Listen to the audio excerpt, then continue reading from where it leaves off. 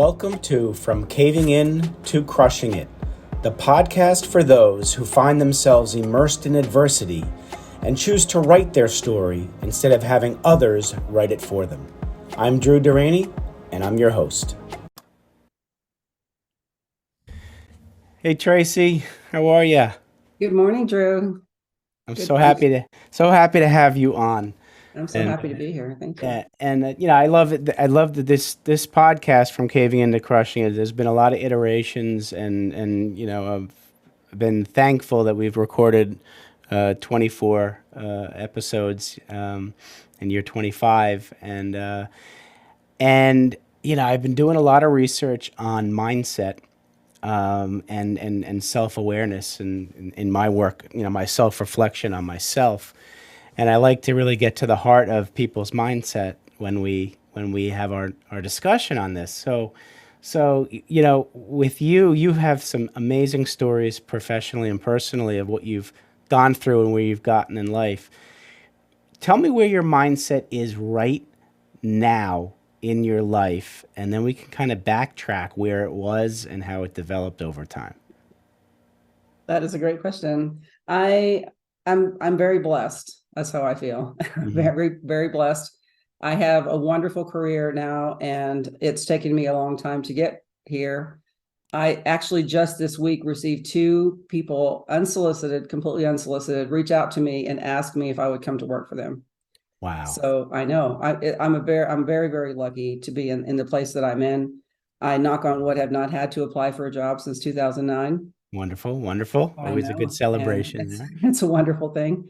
And personal life is going extremely well, and everything is wonderful. I'm just really, really blessed. I really am. Well, that's wonderful, and I'm thrilled to hear that. And I know that life is not linear, so it hasn't been a straight line for you to get to where you are now. If you Right. could bring us back to, prior to when your first defining moment hit, whether it's personal or professional, where you were at on your mindset emotionally, and how you felt about yourself when all that was starting. Yes, before this hump in my career change, I was in HR for 22 years, and I was very confident, knew what I was doing every single day. I didn't have to worry about, do I know what I'm doing? Am I an imposter in this role? I never had that thought ever. I was very confident, certified, and everything in that role, and I was really had lots of confidence. And then, everything changed when I changed careers, and I was lost for a while there. But before that period of lost feeling, I was very confident, just enjoying my career and doing it well, and it was a great place to be. Well, you mentioned about changing careers. Was that something that you had been thinking about, or is something that was kind of forced upon you by external circumstances? It was a little bit forced. I moved to Colorado in 2009 and applied for 65 HR positions, Wow. and not a single phone call, nothing. I finally was interviewed by a PEO, which is an HR outsourcing firm, Hmm.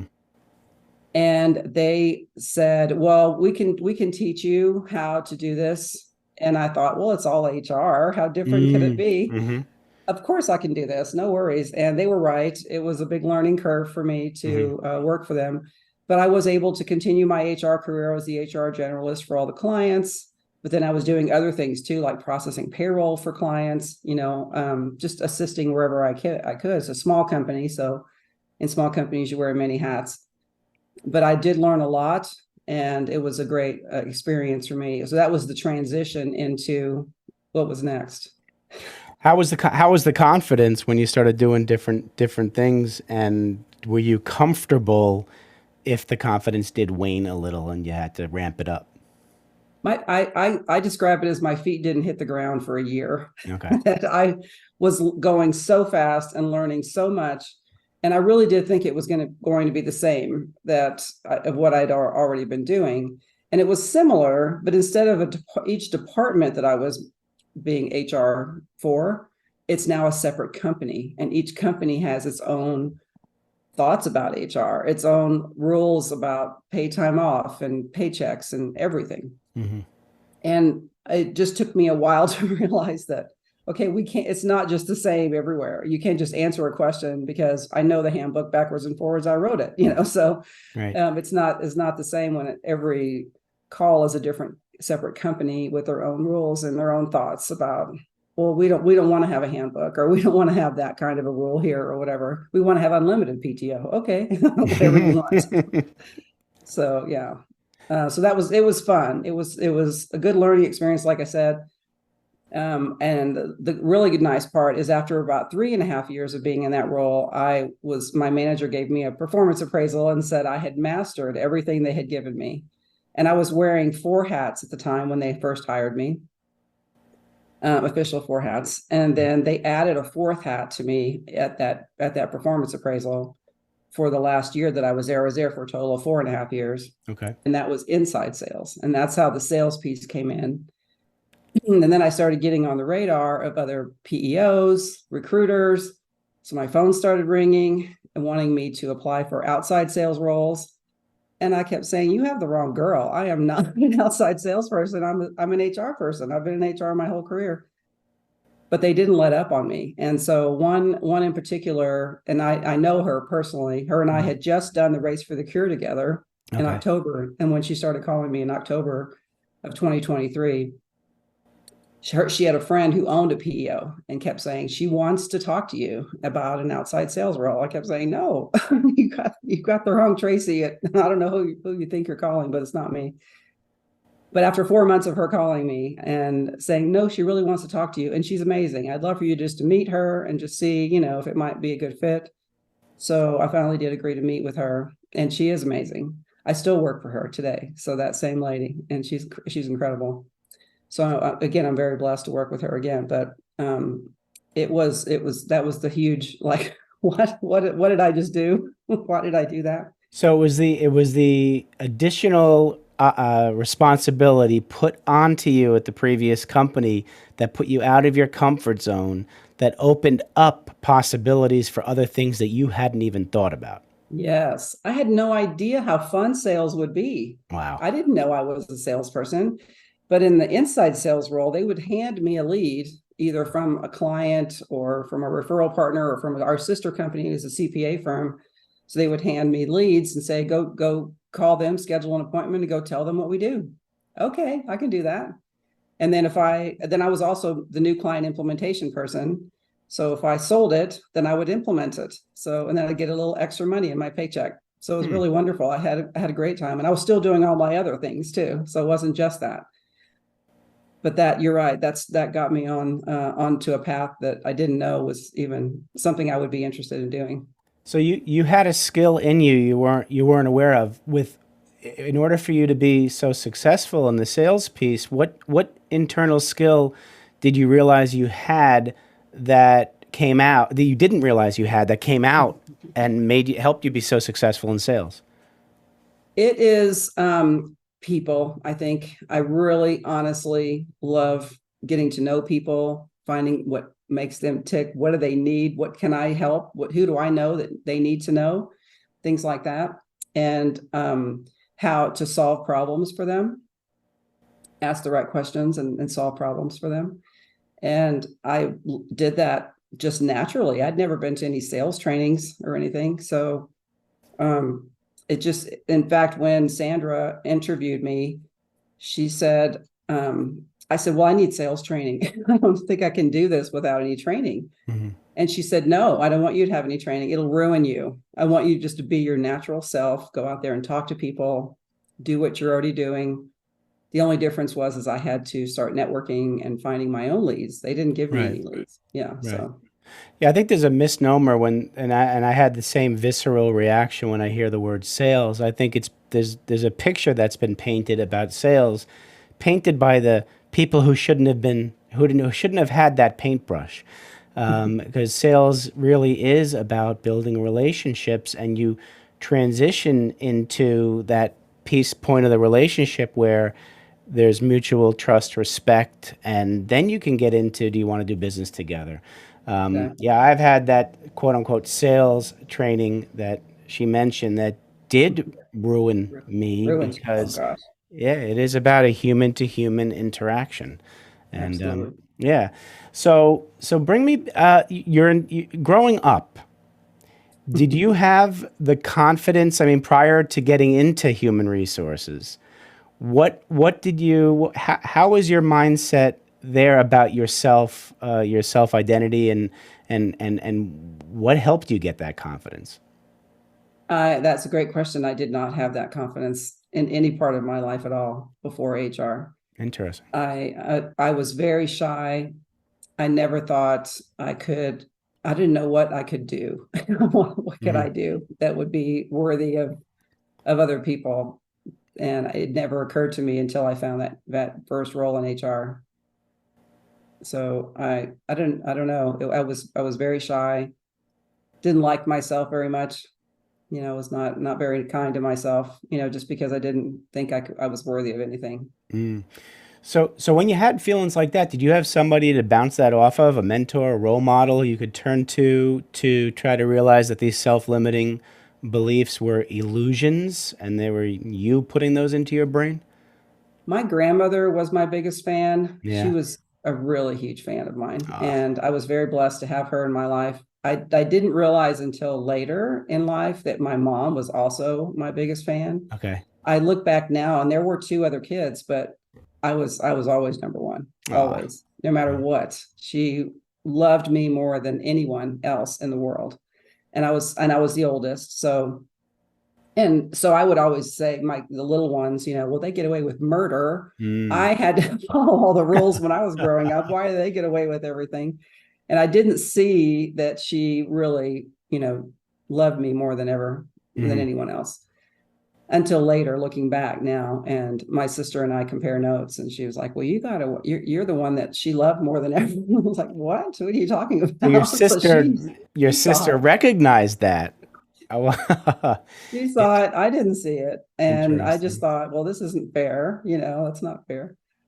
But she did. And so I've had, and my aunt is, my Mhm. mom's gone, and so is my grandmother now. But my aunt, my mom's sister, Yeah. is still around, and she now is taken over both of those roles Wow. and loves me more than ever too. So it's wonderful to have her in my life and have that continued support. And she just continues to remind me what an amazing person I am, and I love hearing that. So it's really good. That's great. And how I've always been that person and that I didn't see. Has that helped you in your relationships now, whether it's personal or professional relationships, that knowing that you were that loved, and has it affected how you treat others? Absolutely.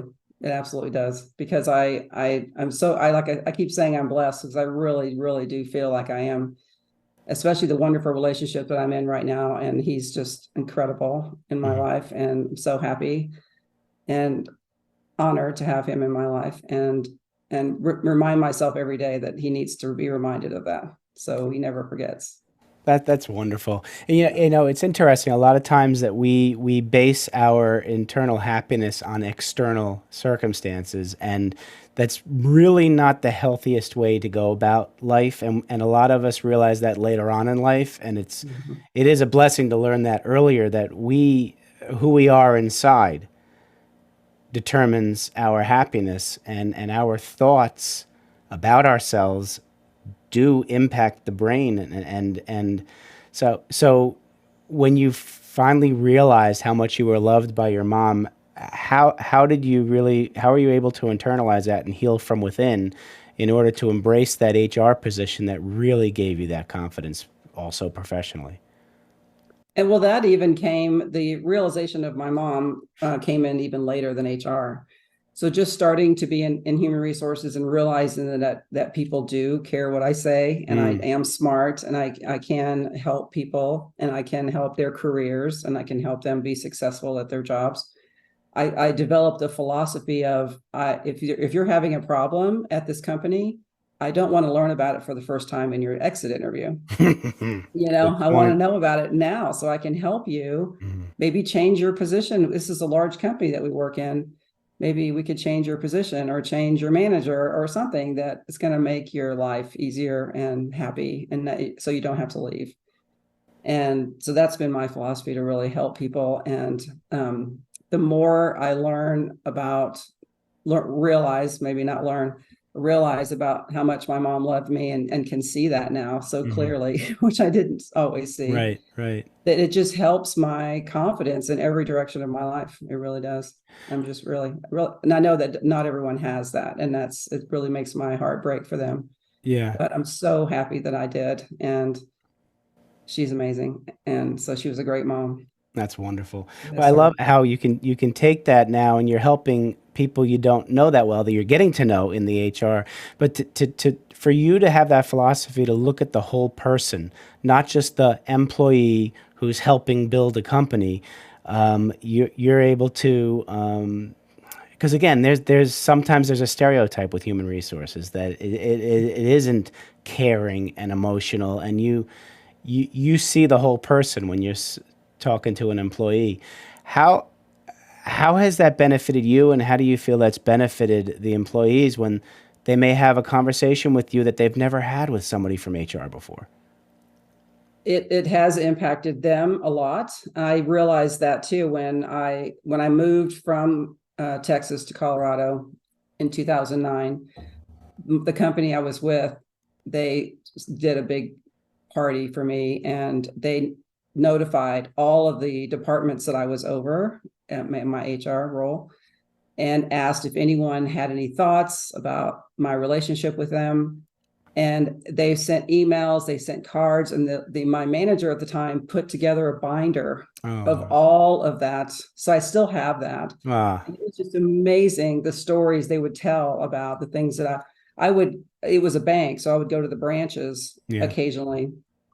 And before I started going to the branches, no one ever went to the branches unless someone was about to be fired. That was the only time HR Oh, ever showed up. yeah, See, yeah, a bad reputation, like you absolutely. said. Yeah. So I would come in and they would be like, oh gosh, who's getting it today? And they realize that no one's getting it today. I'm just here to say hello and see if anyone needs to talk to me. And I might, bring in snacks or cookies or a lunch or something with me. Mhm. And I'm just here to appreciate you guys. And I'm here if you need me, if you have any questions or if you need me. And they started realizing we can really actually talk to her and feel comfortable in doing that and not feel like we're going to get in trouble, and share concerns that they have. Right. And they did, which I love that. That's what I wanted. I wanted that open line of communication with them. Well, see that's huge because where the rubber hits the road is not the initial trust to start to talk to somebody in HR.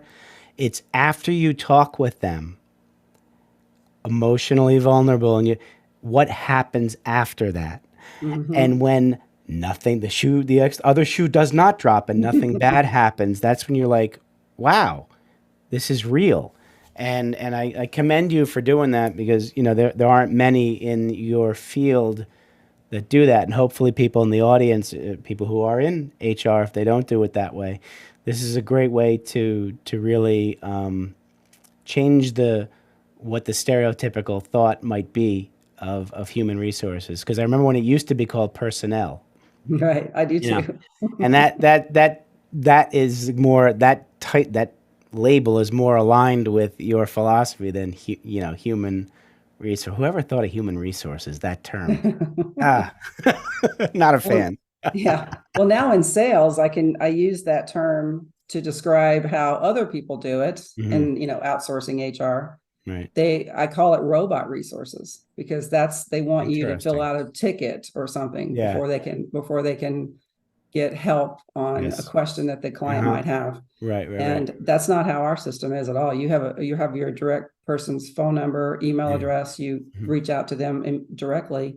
And so I said it is human resources. It's not robot resources at Right. GNA. So at my company, it's different. So I love that. That's great. So you're doing a lot of the sales now. You still do human resource stuff where you are? No, I've left being a practitioner this Wow. month. Believe it or not, I've been in outside sales for PEO now 9 years So now you've this got month. 9 years Can you under your believe it? belt. So tell me those skills you learned with HR, looking at the whole person and understanding body, mind, soul, and really addressing that. How have you taken that approach into your sales approach? Because I'm sure that would work if you were able to transition that over. Yes. So my philosophy is still the same, but now it's with my clients. So I tell them what I just said about I don't want to hear about it in the exit interview for the very first time. Right. I don't want to hear a problem from a client as they're leaving to go to Hmm. another provider. Right. So I always ask them, please copy me on emails or send me an email or call me anytime you need me. If you can't reach your person or you Hmm. don't know who to call. I had a client just reach out to me this week and with by email and said they had an injury on the job, and they had just started with us in January and that had not come up yet. So they weren't exactly sure who to reach out Oh, to. wow. Okay. So I responded to her and I told her I'm on it. I'm forwarding this to HR and to your client advocate, which is kind of the quarterback of the team. And so they're all over it. So thank you for letting me know, and I've got you. And so I sent that on, and they took care of it immediately. They got with her and helped her with the first report of injury and everything. So That's great. So what is GN? Tell me about GNA and what the company as a whole does and how your role fits in. we support our clients with human resources compliance, payroll, employee benefits, workers' comp, a whole package of Hmm. things. Plus, we also can just do payroll. We can break that package apart when it doesn't make sense for them, which I love that too. I've only had the whole package to offer since I've been in sales Right. and outside sales. And now I have these different levels of service, which is wonderful. We're a company that is based on Christian morals, which is wonderful. I just Hmm. love that. Right. Right. Our president is a fabulous man, and he's the founder. He's the A in the GNA. Okay. Uh-huh. So and he's a wonderful man and really listens to the employees, listens to the clients. So we do have amazing, happy employees, and we also have happy clients, which is fabulous. Makes my world so much easier because when I've been in previous companies, clients were unhappy, nobody cared, Mm. and that's a reflection on me. I think in my community, I can't I lose credibility when I'm Right. selling a product that's poor. Right. So and I didn't want that. I wanted better for my future clients. So that's why I came to GNA. Wow. So, I've been accustomed to, I was in healthcare and all those hospitals had their own HR and all that. And there really wasn't much there was none that I could remember back then, outsourcing of HR and benefits and all that with hospitals. Tell me about the industry. Has there been other industries? Has there been a shift to more outsourcing? I mean, I know it helps with overhead and just tell me about that world and how it's evolved over the years. Yes, it was founded in the 70s. Hmm. And the story I heard was a doctor had created this. He had a large practice in Florida, and he went to the Security Exchange Commission, SEC, and said, I want to put the fellow doctors in the community that have small practices, Hmm. nurse, one assistant, whatever, on my payroll and on my benefits and on my workers' comp, but keep them as a separate company because they can't even afford to offer benefits. Their workers' Exactly. comp rates are so high Right. and Right. they can't even find people to work for them. Well, people are knocking his door down to get in there, because it's a Right. larger practice, great benefits, great workers' comp rates. So he said, how about if I put them all on my payroll, give them access to my benefits and workers' comp, but then keep them as a separate company? And that's how the whole PEO was created. That's a story I heard, and I love that story because I really do Absolutely. see that's how a company can be in a partnership with a PEO, but also remain as their own. They're their own company still. They're Right. not. Some people think that we're taking over and becoming the employer. We are not. We are co-employer to the Hmm. employees, but it's really grown in popularity over those last 40, 50, 60 years, Right. 40 years, and more and more companies. It's a continued growth. One study I saw, NAPIO is the National Association of PEOs. They do a study every year, Right. and it was a consistent 8% growth every year, even though there's not that many more companies coming up. It's Right. just more Right. companies are seeing the value of the PEO, especially for small and medium-sized businesses. It's Right. just a really great fit for them, like you said, reducing their costs and Right. their overhead and their administrative burden. So it's really good. What's the acronym PEO stand for? Professional Employer Organization. Got it. Got it. Okay. Wonderful. Wow. Learn something new every day. That's wonderful. So I have a couple final questions before Okay. we close out. You are sitting down with young 7 to 10-year-old Tracy. and you want to give her advice about life, what are you going to tell her? That poor little 7-year-old Tracy thought she was so ugly and so unworthy, which I don't know where she got that from, but she did. And I would love to tell her that she's beautiful Ah, and she's wonderful and she's smart and she's going to accomplish wonderful things in her life. beautiful. I love that. Love that. All right. So switching hats, you are now sitting down with Tracy, the young professional, businesswoman, entrepreneur, whatever business role she's going to play. What kind of business advice are you sitting down with young Tracy? Um, Young Tracy needs to know that there are other possibilities, that it's not one path and you're done, that be open to other options and continue learning. I am learning more every single day. I'm just like you. We learn something new every day. Yep. And continue learning, always be open to other options and thoughts and people, paths. I love that. I love that. Well, the audience and I certainly have gotten to know the essence of Tracy Card. People are going to want to get in touch with you. Can you let us know how to do so? What's the best way? Absolutely. I have an email address, tcard@gnapartners.com. And my phone number is 303-842-2378. Wonderful. Reach out to me anytime. And your company can do business nationwide, globally? How does it work? Yes. Nationwide. Nationwide. We have a partner that does the global piece. So anything outside the US, we have a partner that makes that really seamless. So reach out to me for anything and I'm here for you. Great to know. Tracy, thanks so much for coming on. I appreciate that you are in my life. There's a reason why people meet other people, and I'm very grateful. So thank you very much. I appreciate you too, Drew. Thank you so much. You're welcome. Take care, everybody. Thanks so much for listening. If you enjoyed the episode, please subscribe and give us a review to help others find it. I'd like you to answer this question. Are you living the life you want to live, or are you living the life others want you to live? I'd like you to think about that for a second, because I strongly suggest you live the life you want to live. If you want to learn more about what I stand for and my services and how I'm able to help many men get out of their own way, please go to my website at www.profitcompassion.com. Feel free to also email me at drew@profitcompassion.com. I'd love to have a conversation with you. Take care of yourself and choose to write your own story instead of letting others write it for you.